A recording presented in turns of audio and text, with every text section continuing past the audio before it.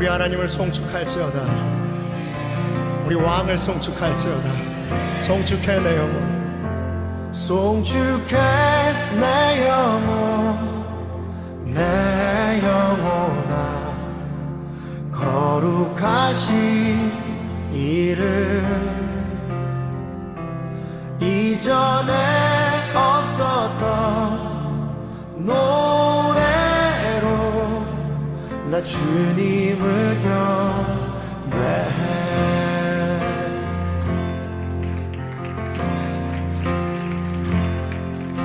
해가 뜨는 새아침 밝았네. 이제 다시 주님 찬양. 무슨 일이나 어떤 일이 내게 놓여도 저녁이 올 땐 나는 노래해.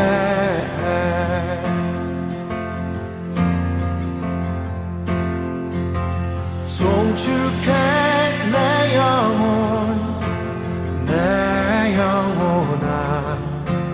거룩하신 이름, 이전에 없었던 노래로 나 주님을 경배해. 우리 하나님은 어떠한 분이십니까? 하기를 더디하시는 주, 그의 크신 사랑 넘치네. 주의 선하심 내가 노래하리. 수많은 이유로 난 노래해. 여호와를 송축할지어다 나의 영혼아. 송축해 내 영혼, 내 영혼아. 거룩하신 이름, 이전에 없었던 노래로 나 주님을 경배해. 송축해 내 영혼, 내 영혼아. 거룩하신 이름, 이전에 없었던 노래로 나 주님을 경배해.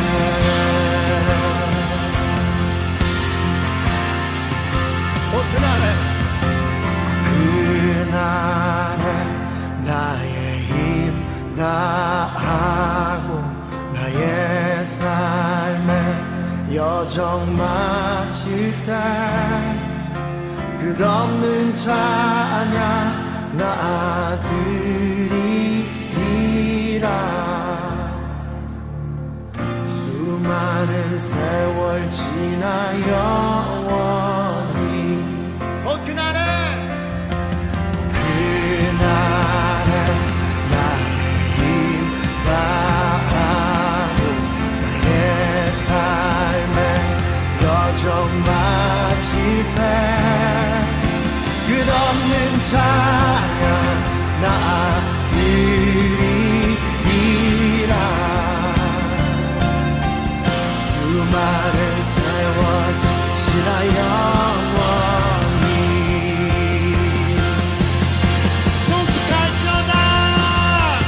송축해 내 영혼, 내 영혼아.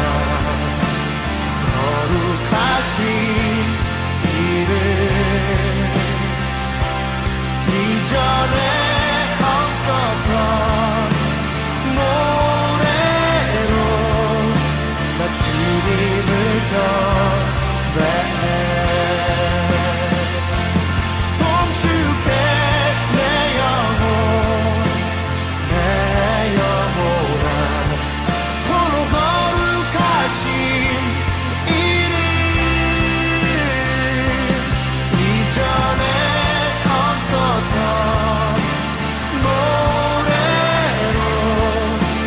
주님을 경배해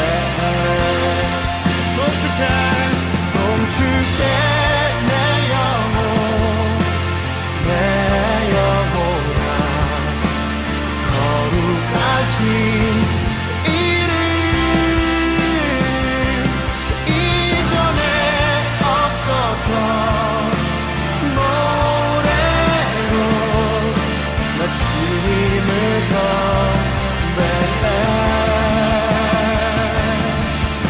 나 주님을 경배해 나 주님을 경배해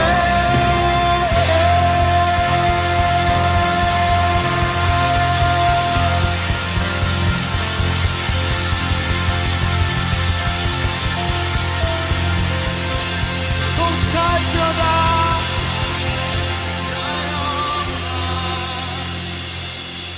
송축할지어다.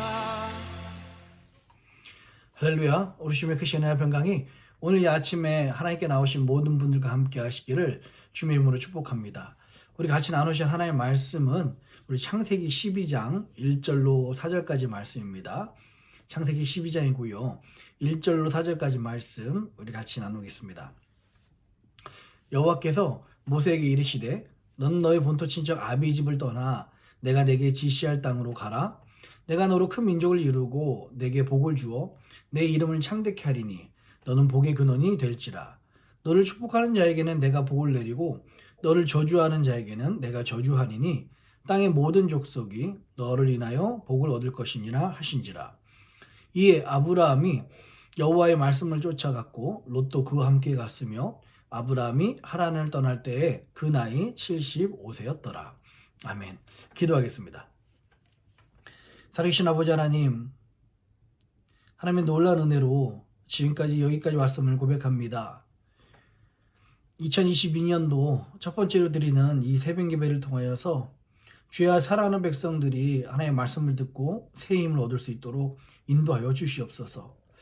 우리가 어떻게 여기까지 왔는지, 또 우리는 어디에 있는지, 앞으로 어디를 향해 갈 것인지가 이 말씀을 통해서 우리가 깨달아지고 밝게 하는 시간이 될 수 있도록 인도하여 주시옵소서. 오늘도 주의 백성들에게 직접 말씀하실 주님을 기대하오며 이 모든 말씀을 사랑하신 예수님 이름으로 간절히 기도합니다. 아멘. 말씀을 시작하기 전에 광고 말씀을 먼저 드리겠습니다. 지금 계속해서 오미크론 변이가 굉장히 많이 창궐 하고 있고요. 많이 전파가 되고 있습니다. 금요일날 오전에 우리 연예 감독님이신 데이비드 발드가 우리 조심스럽게 이 오미크론이 창궐하는 이 기간 동안에는 온라인 예배를 드리는 것이 어떻겠느냐라고 목회 서신을 통해서 저희들 목회자들에게 말씀을 해주셨습니다. 또한 우리 성도님들 직장에서 주변 분들이 많이 양성에 걸리고 코비드에 노출됐던 이야기들을 많이 듣고 있습니다. 그래서 우리 어제 임원단들과 상의한 결과 이 오미크론이 창궐하는 이 기간 동안에만이라도 저희들이 9일날, 16일날 2주 동안에 온라인 서비스로 들리고 혹시라도 정말 예배에 같이 들으고 싶으신 분들은 언제든지 오셔도 되지만 공식적으로는 온라인 예배로 드리는 것으로 바꾸자라고 저희들이 같이 좀 의견을 모았습니다. 이 말씀을 먼저 강구를 드립니다. 말씀드렸듯이요, 우리가 팬데믹 만 2년째가 되어가고 있잖아요. 그러나 팬데믹이 여전히 끝이 보이지 않습니다. 끝이라기보다는 오히려 광고 드린 것처럼 예전보다 더 무서운 기세로 우리의 미래를 불투명하게 만들고 있는 것이 지금의 상황입니다. 생각해보면 지난 2년여의 2년 동안의 그 팬데믹은 광야와 같은 그런 시간들이었습니다. 저희들에게는요. 앞이 보이지 않고요. 언제 어떻게 무슨 일이 일어날지 모르는 그런 우리 긴장감 속에 살았습니다. 그렇게 우리도 모르게 그 광야 같은 시간을 2년이라는 시간을 지내왔던 것입니다. 이런 시간들을 믿음으로 함께하고 여기까지 동행하고 있는 모든 성도님들을 생각할 때마다 참 귀하다는 마음이 듭니다. 이거는 인간적인 제 생각이 아니라 하나님이 저에게 주신 마음이라고 저는 확신합니다. 제가 여러분들에게 직접적으로 말씀드린 적은 없어요. 그런데 아내하고 사적으로 이야기하다 보면 이런 이야기 자주 합니다. 이런 시국에 이렇게 믿음을 지키는 성도님들, 이렇게 예배에 자리를 지키시는 이 성도님들 생각할 때마다 농담 삼아서 또 반진담 삼아서 이야기합니다. 업고 다녀도 시원찮다라는 이야기들을 아내에게 그렇게 이야기를 합니다. 제 진심입니다. 그래도 진짜 업고 다니면 당연하다고 생각할까봐 없진 않습니다. 그러나 제 마음은 이런 시국인데도 예배 자리에 지키는 그런 성도님들, 믿음으로 사시는 그런 성도님들이 너무 귀한 마음이 듭니다. 여튼 지금은 우리는 광야 같은 그런 시간들을 보내고 있잖아요. 그러나 우리가 낭망하거나 절망하거나 포기하지 말아야 할 것은요, 하나님께서는 언제나 하나님의 일을 하기 위해서 하나님의 사람들을 먼저 부르시는 곳이 바로 광야입니다. 하나님의 백성들을 하나님은 광야를 먼저 부르시고 하나님의 일을 하기 위해서 광야를 먼저 지나게 하십니다. 오늘 본문 말씀인 그 주인공인 아브라함이 그랬습니다. 아브라함 되기 전에 아브라함의 모습이죠. 여러분, 지금 아브라함이 살고 있는 갈대아 우르는 당시의 최첨단의 도시였습니다. 그런 문명을 버리고 하나님께서 말씀하신, 아직도 뜻이 길을 알지 못하는 내가 내게 지시할 땅으로 가라고 하나님께서 말씀하셨잖아요. 갈대아 우르 아브라함이 살고 있는 바로 그때는요, 가장 전성기를 누리고 있는 최고의 도시다라고 사람들이 그렇게 이야기를 하고 있어요. 지금도 여러분 근처에 있는 시카고 대학 동양연구소, 고대 동양연구소라고 하는 게 더 좋을 것 같습니다. 그 오리엔탈 인스티튜트에 가면은 거기에 우르의 유물들이 거기에도 지금 모여 있습니다. 여러분들이 직접 가셔서 얼마나 그 도시가 번성했는지를 우리가 볼 수가 있어요. 뿐만 아니라 아브라함은 그 아버지가 이 우르라는 그곳에서 우상을 만들며 아주 안정되게 살았던, 잘 사는 집이었습니다. 근데 이 안정된 도시와 안정된 집, 본토, 지척 아비집을 떠나서 광야로 가라고 하나님께서는 아브라함에게 말씀하신 거예요. 하나님께서 왜 아브라함을 광야로 가라고 하셨을까요? 2절에 말씀하고 있잖아요. 내가 너로 큰 민족을 이루고 내게 복을 주어 내 이름을 창대케 하리니 너는 복의 근원이 될지라. 아멘. 축복하시기 위해서, 복이 되기 위해서, 너를 축복하는 사람을, 우리를 축복한 사람을 축복하게 하는 그런 복의 근원이 되기 위해서 하나님께서는 아브라함을 부르신 것입니다. 3절이요. 너를 축복하는 자에게는 내가 복을 내리고 너를 저주하는 자에게는 내가 저주하리니 땅의 모든 족속이 너를 인하여 복을 얻을 것이니라 하신지라. 아멘. 복의 근원을 삼기 위해서 아브라함을 부르셨습니다. 즉 축복하시기 위해서 아브라함을 부르시는 거예요. 아까 말씀드렸듯이 우리는 지금 광야의 시대를 살고 있다고 말씀드렸습니다. 근데 놀랍게도요, 성경의 대부분의 배경이 된 곳이 바로 광야입니다. 물리적인 그런 광야일 수도 있습니다. 그런데 단순히 물리적인 광야일 뿐만 아니라 영적인 광야들이 성경 많은 곳에서, 대부분의 곳에서 배경이 되고 있습니다. 우리는 우리가 아는 모든 믿음의 영웅들이 빚어지는 곳이 바로 이 광야였잖아요. 오늘 본문의 주인공인 아브라함도 그랬고요, 야곱도 그랬습니다. 요셉도 그렇습니다. 출애굽한 이스라엘 백성들을 40년 동안 어디서 훈련시키셨어요? 하나님의 땅에 들어가기 전에, 가나안 땅 가게 하시기 전에 이스라엘 백성들은 40년 동안의 광야에 훈련시키셨습니다. 광야에 들어간 가나안 땅에 들어간 이스라엘 백성들도요, 그들은 영적인 광야를 겪었던 거 사실입니다. 신약에서는요, 세례 요한이 광야에서 외치는 소리였습니다. 사도 바울과 베드로도 그의 활동 무대가 광야였습니다. 사도 바울은 감옥이라는 그런 광야 안에 있었었죠. 그래서 우리는요, 이 모든 성경의 배경이 된 이 광야, 그리고 지금 우리가 살고 있는 광야, 이 광야의 의미를 아는 것이 참 중요합니다. 성경에서는 광야를 무엇이라고 말씀하고 있는가? 어떤 의미가 있는가? 우린 지금 얼만큼 왔고 어디에 있고 앞으로 어떤 일이 일어날지를 이 성경에 있는 광야를 해석할 때 우리는 영적으로 우리 위치를 파악할 수 있는 것입니다. 하나님께서 이스라엘 백성들을 특별히 사랑하셨잖아요. 그런데 우리 옛말에 이야기했던 것처럼 미운 아이 떡 하나 더 주고 또 이쁜 아이 매 한 대 더 준다는 말이 있는 것처럼 이 하나님의 백성들, 이 이스라엘 백성들에게 그랬습니다. 하나님은요, 이스라엘 백성들을요, 평안하고 안락하고 이 좋은 곳에 머물게 하지 않으시고요, 하나님의 영광을 위해서 광야 학교로 초청하신 것입니다. 하나님께서 이 광야를 통해서 하나님의 사람들을 하나님의 맞게, 하나님이 맞는 모습으로 빚어가신 거예요. 오늘 이 아브라함이 이 하나님의 광야 학교에 초대를 받은 것입니다. 마치 우리가 하나님의 광야 학교에 초대받고 있는 것처럼 그렇습니다. 그래서 우리는 영적인 눈으로 지금 우리가 초청받고 있는 광야가 어떤 곳이라고요? 이 말씀의 흐름에서 성경이 말씀하신 영적인 눈에서 우리가 지금 있는 이 광야 학교를 보면은 우리가 얼마나 지금 가까이 하나님과 동행하고 있는지가 보입니다. 얼마나 우리가 하나님의 크신 계획 속에 있는지가 보이기 시작하고요. 얼마나 하나님이 예비하신 축복과 우리가 가까이 있는지가 보이기 시작하는 것입니다. 왜냐하면 하나님께서는 그 계획을 이루시기 위해서, 축복 주시기 위해서, 하나님과 그 동행하시기 위해서 광야를 통과시키시는데 우리가 그 광야 안에 있단 말이죠. 우리는 이 광야 학교를 지나고 나면 그 하나님의 동행이 우리와 함께 하는 거고요. 하나님의 놀라운 계획과 하나님의 축복이 우리를 기다리고 있는 것입니다.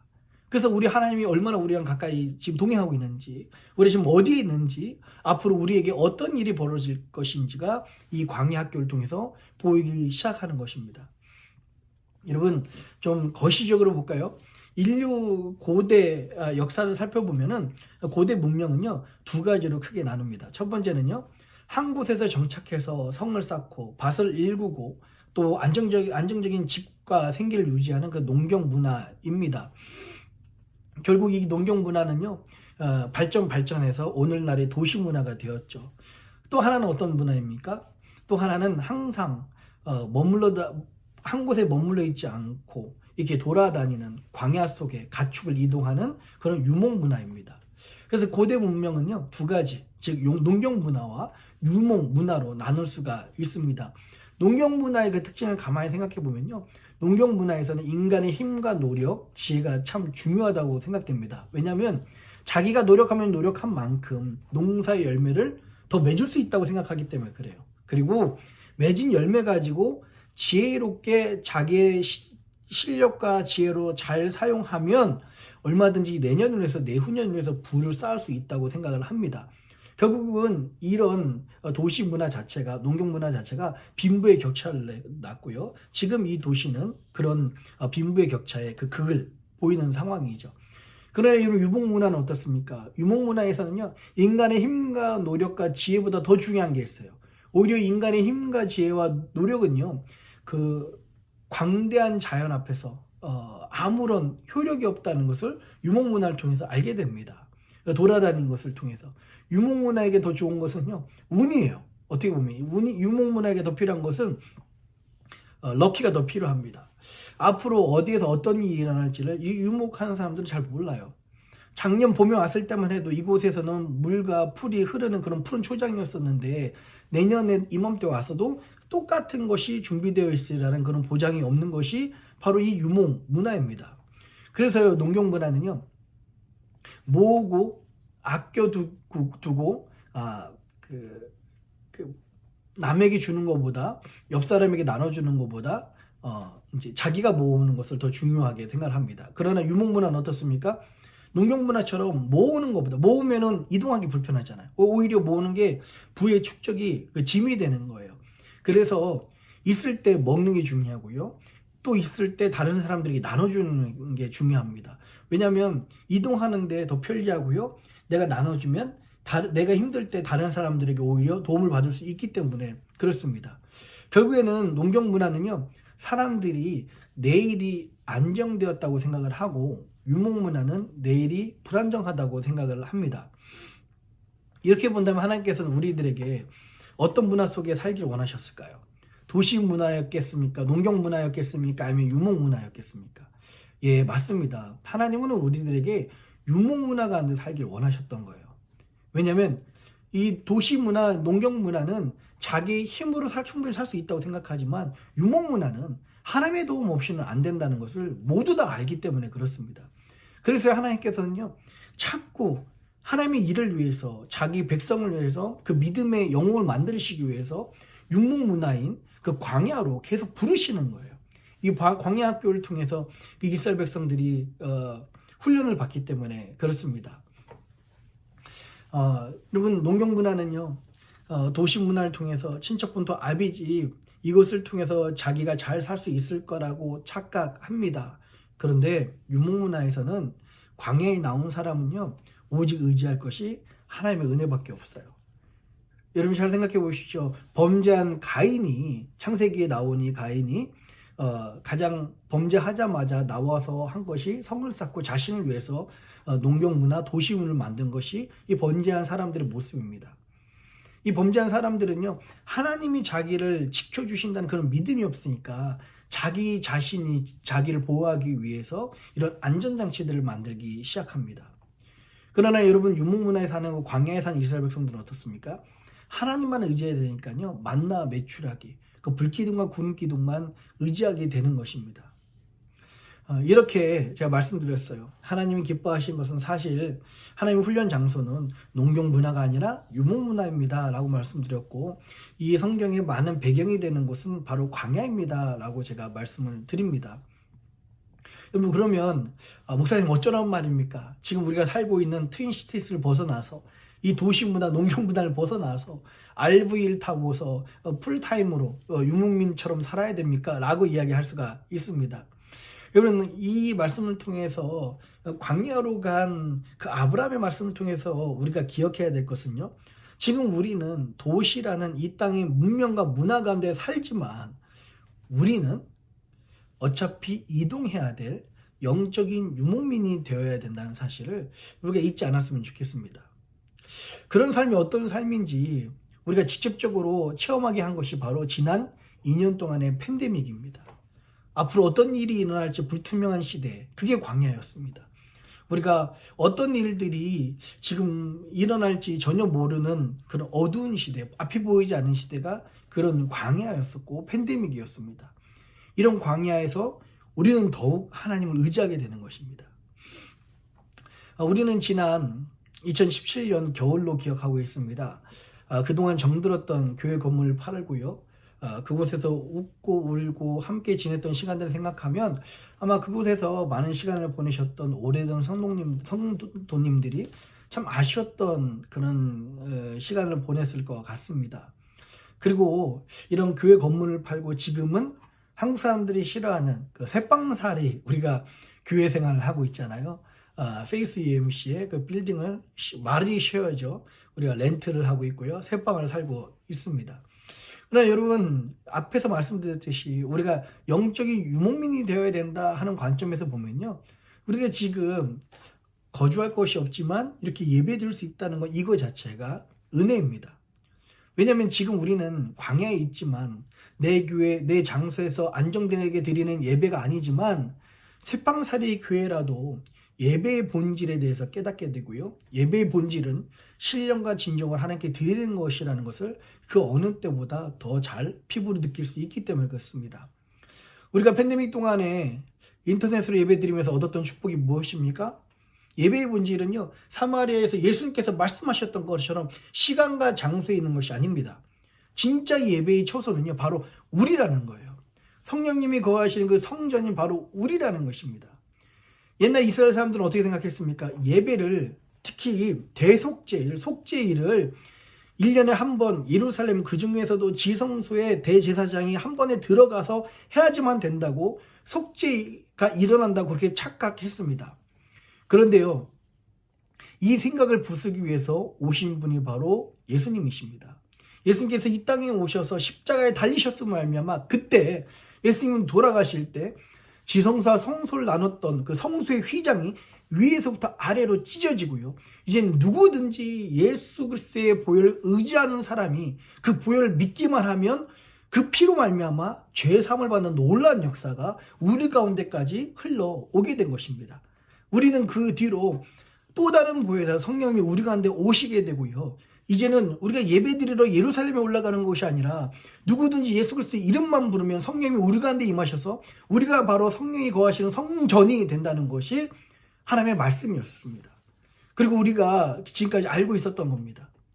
이 얼마나 놀라운 축복입니까? 팬데믹을 통해서 이 사실이 그 어느 때보다 분명하게 나타났어요.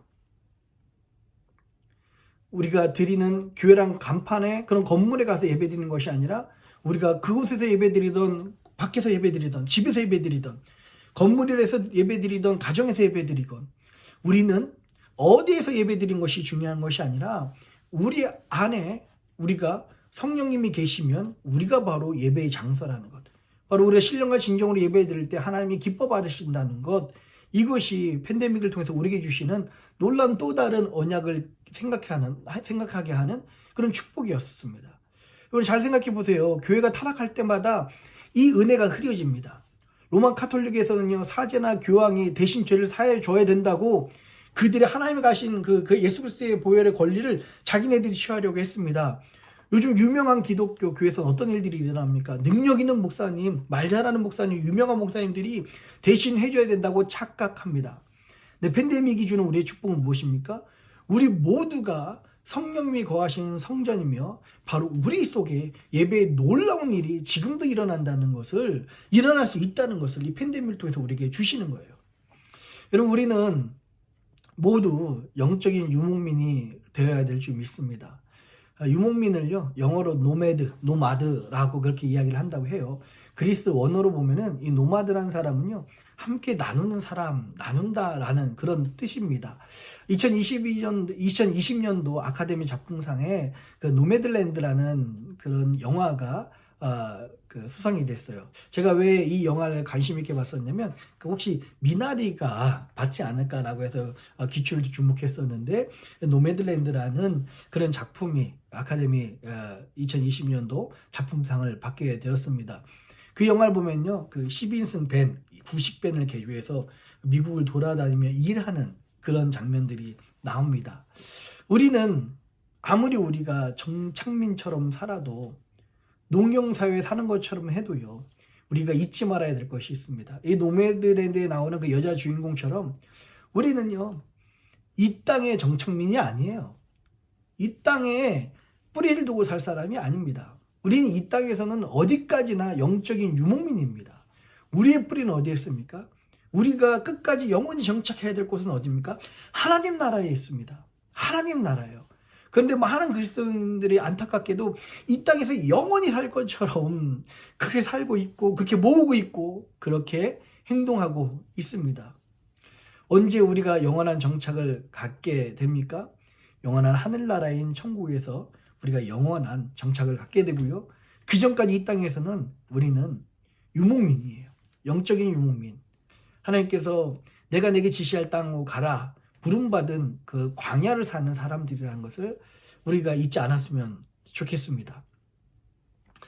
하나님은요, 항상 말씀을 정리합니다. 하나님은 항상 하나님의 사람들을 빚으시기 위해서 부르시는 곳이 바로 광야입니다.